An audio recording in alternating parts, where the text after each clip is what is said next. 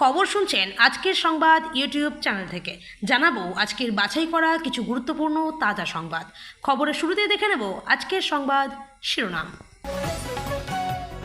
বিহারের ভোটার তালিকায় বাংলাদেশ, নেপাল, মায়ানমারের বাসিন্দাদের নাম, কমিশনের দাবি সত্যি হলো।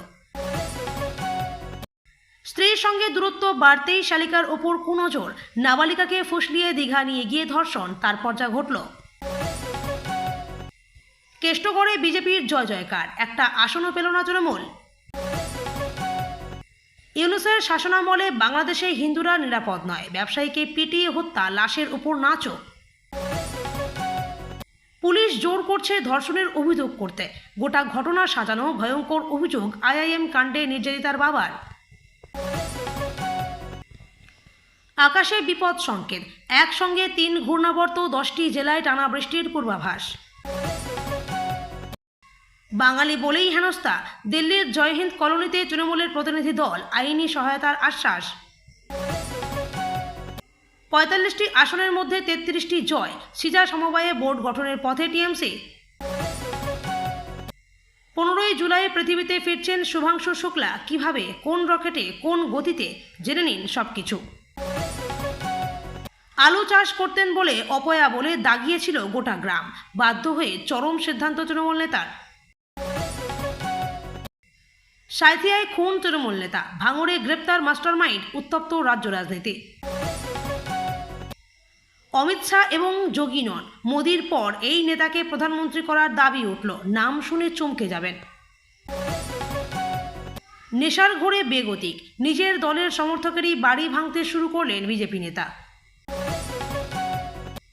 21শে জুলাইয়ের আগেই তৃণমূলের বড় কর্মসূচি, বাঙালি হেনস্থার প্রতিবাদে 16 তারিখে পথে নামছেন মমতা। আধার ভোটার রেশন কার্ড গ্রহণ করতে বাধ্য কমিশন, দাবি আইনজীবী অভিষেক মনু সিংভির। শুভেন্দুর থেকে বড় পাকিস্তানি চর আর নেই, বিরোধী দলনেতাকে নিশানা কল্যাণের। মমতা কেন বাংলাদেশি ভোটার তালিকা জমা দেননি, 20 বছর আগে মুখ্যমন্ত্রীর দাবি হাতিয়ার অমিত মালব্যর। বিস্তারিত খবর শোনানোর পূর্বেই আপনাদের কাছে করব একটি ছোট্ট অনুরোধ, আমাদের চ্যানেল নতুন হয়ে থাকলে চ্যানেলটি সাবস্ক্রাইব করবেন। আসছি বিস্তারিত খবরে। এই আশঙ্কাই করছিল নির্বাচন কমিশন। বিহারের ভোটার তালিকায় নিবিড় সংশোধনী শুরু হতেই উঠে এলো চাঞ্চল্যকর তথ্য। সূত্রের খবর, বিহারের ভোটার তালিকায় সংশোধন করতে গিয়ে তালিকায় নেপাল, বাংলাদেশ ও মায়ানমারের বাসিন্দাদের নাম পাওয়া গিয়েছে। নির্বাচন কমিশনের বিহারের ভোটার তালিকা সংশোধনের সিদ্ধান্ত নিয়ে বিস্তর বিতর্ক হচ্ছে। সুপ্রিম কোর্ট পর্যন্ত গড়িয়েছে মামলা। নির্বাচন কমিশন নিবিড় সংশোধনী শুরু করতেই উঠে এলো অবৈধ ভোটারদের নাম। জানা গিয়েছে একাধিক বাংলাদেশি, নেপালি ও মায়ানমারের বাসিন্দাদের নাম পাওয়া গিয়েছে। এদের কাছে আধার কার্ড, রেশন কার্ড ও ডোমিসাইল সার্টিফিকেট পাওয়া গিয়েছে। প্রতিটি নথি বেআইনিভাবে বানানো হয়েছে বলে কমিশন সূত্রের খবর।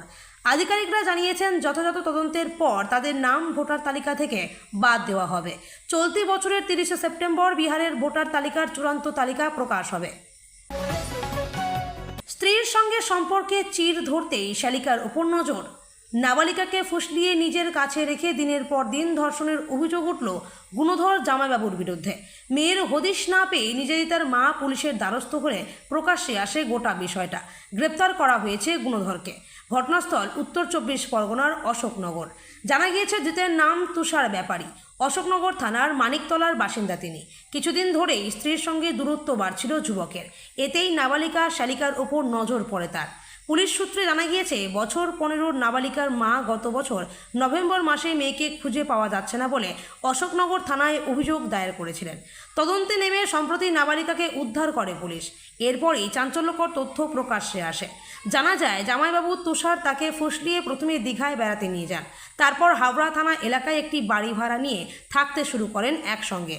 সেখানে লাগাতার তাকে ধর্ষণ করা হয় বলে অভিযোগ। বিষয়টা জানার পরই অভিযুক্তর খোঁজ শুরু করে পুলিশ।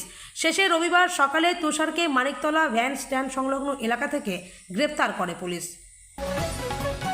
রাজ্যে বিধানসভা নির্বাচনের আর কয়েক মাস বাকি, তার আগে কেষ্টগড় বীরভূমে বিজেপির জয় জয়কার। সাঁইথিয়াতে ইটাহাট সমবায় সমিতির নির্বাচনে 9টি আসনের সবগুলি জিতল গেরুয়া শিবির। রাজ্যের শাসক দল একটা আসনও পেল না। নির্বাচনে অংশগ্রহণ করেছিল বামেরাও, কিন্তু তারা কোনো দাগ কাটতে পারল না। বিধানসভা নির্বাচনের আগে সাঁইথিয়ায় এই জয়কে বড় সাফল্য হিসেবে দেখছে বিজেপি। ইটাহাট সমবায় সমিতিতে মোট ভোটারের সংখ্যা 928। বিজেপি, তৃণমূল এবং বামেরা নির্বাচনে অংশ নিয়েছিল। এদিন ফল ঘোষণার পর দেখা যায় এই সমবায় নির্বাচনে তেমন ছাপ ফেলতে পারেনি তৃণমূল ও বামেরা। সব আসনে জেতার পর উচ্ছ্বাসে মেতে ওঠেন বিজেপি কর্মীরা। গেরুয়া আবির খেলেন, পরস্পরকে মিষ্টিমুখ করান বিজেপি কর্মীরা, মিছিলও করেন তারা। মোহাম্মদ ইউনূসের সরকার গঠনের পর থেকেই বাংলাদেশে হিন্দুদের ওপর নির্যাতন চলছে। রাজধানী ঢাকায় এক হিন্দু ব্যবসায়ীকে পিটিয়ে হত্যা করা হয়েছে, যা আবারও প্রতিবেশী দেশে হিন্দুদের নিরাপত্তা নিয়ে প্রশ্ন তুলেছে। লালচাঁদ সোহাগ নামের এক ভাঙড়ি ব্যবসায়ীকে পিটিয়ে হত্যা করার পর সারা দেশে ক্ষোভ ছড়িয়ে পড়েছে। এমন কোনো ঘটনা ঘটেনি। এখনও নিজের বক্তব্য অনড় তরুণীর বাবা IIM জোকা ম্যানেজমেন্ট ধর্ষণ কাণ্ডে বিস্ফোরক বয়ান নির্যাতিতার বাবার। চলছে চূড়ান্ত অসহযোগিতা। মেয়েকে দিয়ে পুলিশ লিখিয়ে নিয়েছে দাবি নির্যাতিতার বাবার, কিন্তু পুলিশ কি উদ্দেশ্যে তা করবে সে প্রশ্নের অবশ্য উত্তর দেননি তিনি। আমার মেয়েকে জোর করে অভিযোগপত্রে সাইন করিয়েছে পুলিশ। পুলিশের বিরুদ্ধে অভিযোগ তারা সারা রাত নির্যাতিতাকে বসিয়ে রেখেছে, কিন্তু তার বাবাকে খবর দেওয়া হয়নি। ঘটনাটা সম্পূর্ণ মিথ্যে, এমন কোনো ঘটনাই ঘটেনি আমার সঙ্গে। পুলিশের বক্তব্য, পরশু রাতে মেয়েটি একাই এসেছিল থানায় অভিযোগ জানাতে। তরুণীর লিখিত অভিযোগ তাদের কাছে রয়েছে, সেই অভিযোগের ভিত্তিতেই তদন্ত চলছে। পুলিশকে যথেষ্ট বেগ পেতে হবে এই তদন্তে, কারণ মূল অভিযুক্ত অস্বীকার করছে পুরো ঘটনাটা। কোন মেডিকেল টেস্ট এখনও অবধি করাতে চাননি ওই নির্যাতিতা তরুণী। লাগাতারভাবে পুলিশ চেষ্টা করছে তার মোবাইল ফোনটি নেওয়ার, কিন্তু তরুণী দিতে চাননি। ঘটনার সময় যে পোশাক পরেছিলেন তাও সিজার করতে দেননি।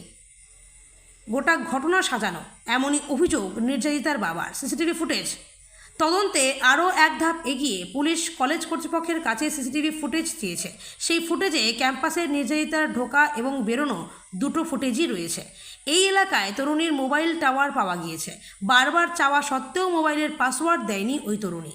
ফরেনসিক বিশেষজ্ঞরা হোস্টেলের রুমে ঢুকে তথ্য প্রমাণ জোগাড় করেছে। সিল করে দেওয়া হয়েছে রুম। আবহাওয়া দপ্তর জানিয়েছে 3টি ঘূর্ণাবর্তের প্রভাবে বাংলায় মৌসুমি বায়ু ফের সক্রিয় হচ্ছে। রবিবার থেকে দক্ষিণবঙ্গে বজ্রবিদ্যুৎ সহ বৃষ্টি বাড়বে এবং সোমবার ও মঙ্গলবার পুরুলিয়া, বাঁকুড়া, পূর্ব পশ্চিম মেদিনীপুর, দক্ষিণ 24 পরগনা, পূর্ব বর্ধমান, বীরভূম, নদিয়া ও মুর্শিদাবাদে ভারী বৃষ্টির সম্ভাবনা রয়েছে। উপকূল ও পশ্চিমাঞ্চলের জেলাগুলিতে হলুদ সতর্কতা জারি করা হয়েছে। বৃষ্টির সঙ্গে 30 থেকে 40 কিমি ঘন্টা গতিতে ঝোড়ো হাওয়া বইতে পারে। উত্তরবঙ্গে রবিবার থেকে বুধবার পর্যন্ত দার্জিলিং, কালিম্পং, জলপাইগুড়ি, কোচবিহার ও আলিপুরদুয়ারে ভারী বৃষ্টির পূর্বাভাস রয়েছে। অন্যান্য জেলায় হালকা থেকে মাঝারি বৃষ্টি হতে পারে। কলকাতায় মেঘলা আকাশের সঙ্গে বিক্ষিপ্ত বৃষ্টির সম্ভাবনা রয়েছে। সোমবার বজ্রবিদ্যুৎ সহ কয়েক পশলা বৃষ্টি হতে পারে। জলীয় বাষ্পের পরিমাণ 78 থেকে 97% থাকায় আর্দ্রতাজনিত অস্বস্তি বাড়ছে। শনিবার কলকাতায় সর্বোচ্চ তাপমাত্রা ছিল 30.8 ডিগ্রি এবং 4.9 মিমি বৃষ্টি রেকর্ড করা হয়েছে। মৌসুমি অক্ষরেখা বিকানির থেকে উত্তর পূর্ব বঙ্গোপসাগর পর্যন্ত বিস্তৃত এবং ছত্তিশগড়, পাঞ্জাব ও আসামে ঘূর্ণাবর্তের প্রভাবে বাংলায় শক্তিশালী মনসুন প্রবাহ চলছে। সিজা কামালপুর কৃষি সমবায় উন্নয়ন সমিতি লিমিটেডের বোর্ড গঠনের ভোটে জয়লাভ করল তৃণমূল। 45টি আসনের মধ্যে তৃণমূল সমর্থিত 33 জন প্রার্থী জয়লাভ করে। বাকি 12টি আসনের মধ্যে 6টি আসনে CPM সমর্থিত প্রার্থীরা জয়লাভ করে ও বাকি 6টি আসনে বিজেপি সমর্থিত প্রার্থীরা জয়লাভ করে। 1957 সালে এই সিজা কামালপুর অঞ্চলের কৃষকদের সুবিধার জন্য তৈরি হয়েছিল সিজা কামালপুর কৃষি সমবায় উন্নয়ন সমিতি লিমিটেড। এই সমবায়ের মাধ্যমে এই অঞ্চলের চাষিরা ঋণ নিয়ে চাষ করতেন। সমবায় চালানোর জন্য তৈরি হয়েছিল বোর্ড। বিগত দিনে সমবায়ের সকল সদস্যরা নিজেদের মধ্যে আলাপ আলোচনা করে বোর্ডের সদস্য নির্বাচিত করেন। তবে উল্লেখযোগ্য, যখন যে দল ক্ষমতায় থাকতেন তখন বোর্ডের সদস্য সংখ্যা সেই দলেরই বেশি থাকত। তার মধ্যে প্রেসিডেন্ট ও সেক্রেটারির পদ দুটি থাকত তাদের দখলে। আজকের খবর এখানেই শেষ হলো।